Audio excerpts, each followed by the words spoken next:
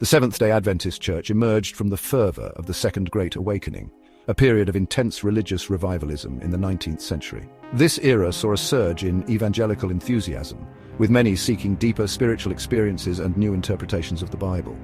William Miller, a Baptist preacher, captivated many with his prophetic interpretations, predicting Jesus Christ's return on October 22, 1844.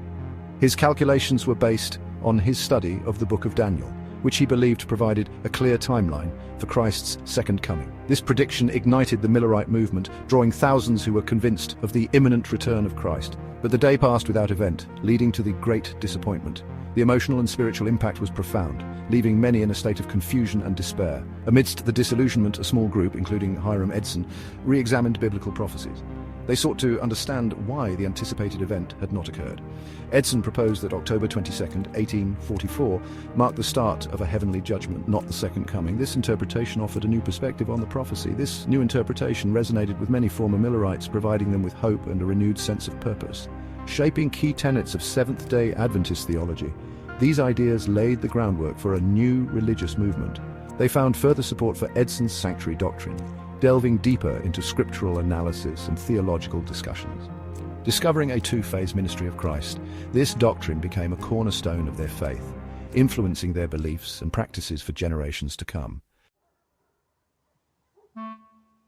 Following the Great Disappointment, the nascent Seventh-day Adventist Church experienced intense theological discovery. This period was marked by fervent Bible study and a quest for understanding, as believers sought to reconcile their faith with the events that had transpired. Rachel Oakes Preston introduced Sabbath observance to Adventist believers, emphasizing the importance of the seventh day as a day of rest and worship.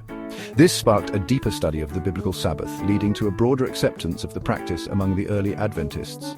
Prominent figures like Joseph Bates and James White embraced the seventh-day Sabbath as a sign of loyalty to God. Their leadership and advocacy were crucial in solidifying this belief within the church. In 1860, the church adopted its name, signifying its belief in the Sabbath and the imminent Second Advent. This name encapsulated the core tenets of their faith and mission. The General Conference of Seventh-day Adventists was established in 1863, providing structure for global expansion. This organizational framework allowed for coordinated efforts in spreading their message worldwide. Ellen G. White emerged as a pivotal figure, her writings addressing health, education, and biblical prophecy. Her influence extended beyond theology, shaping the church's approach to holistic living. White advocated for missionary work, believing the Adventist message had global implications. Her vision inspired many to take up the call to spread their beliefs to distant lands. This vision led to the establishment of sanitariums, hospitals, and health food companies, integral to the Adventist mission.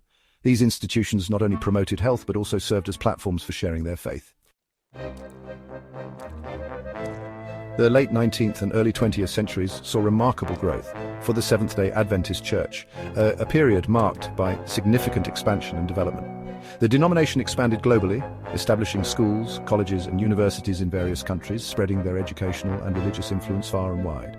Internal challenges included debates on righteousness by faith and the investigative judgment, which were central theological issues that sparked intense discussions among church leaders and members.